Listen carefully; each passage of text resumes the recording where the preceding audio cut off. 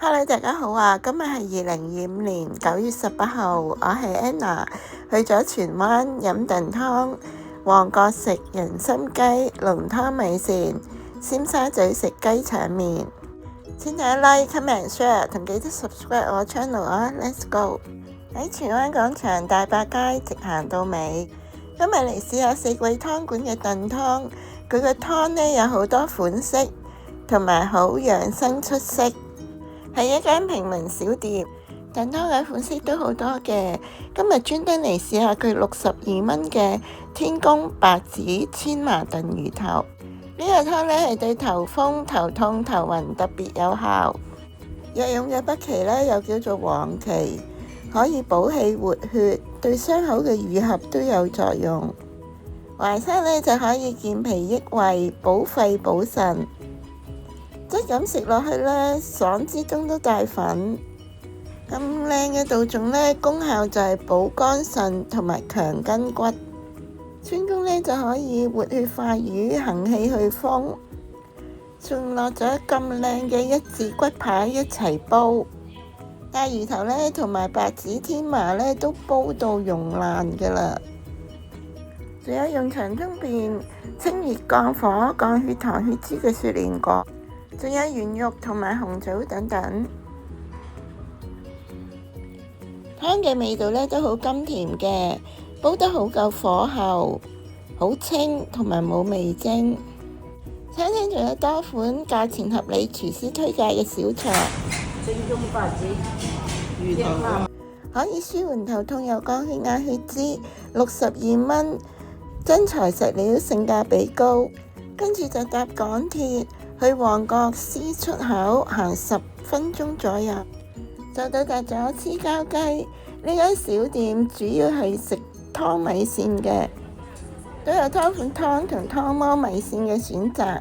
今日我係揀咗人參雞濃湯米線，係用火慶住嘅。人參嘅份量呢都幾多，同埋都幾大塊嘅。仲有已經煮熟咗嘅貴妃雞，佢將一細條嘅人參呢切成一片片咁放落去一齊煲嘅。質地軟腍之中呢，味道都帶甘嘅。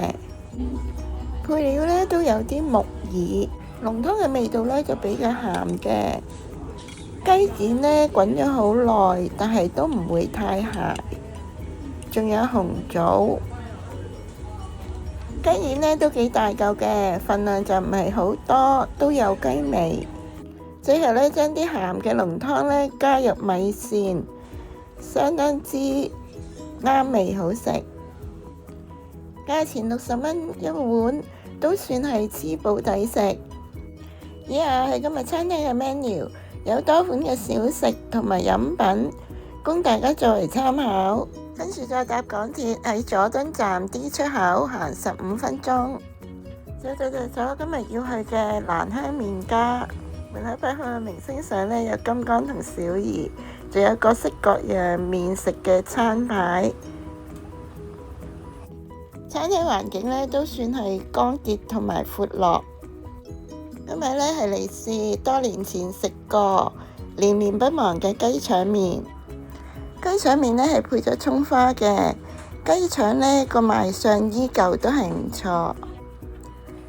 雞腸份量都好多嘅，食落去呢都好爽口彈牙，但係呢可惜呢就唔夠肥膏，辣鹽呢就少咗雞油嘅香味。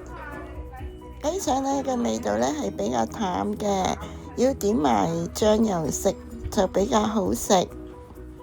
不過呢能夠做到一條條都好爽口彈牙呢，實在係好難得。對於我呢個雞腸控嚟講呢，實在係一個大滿足。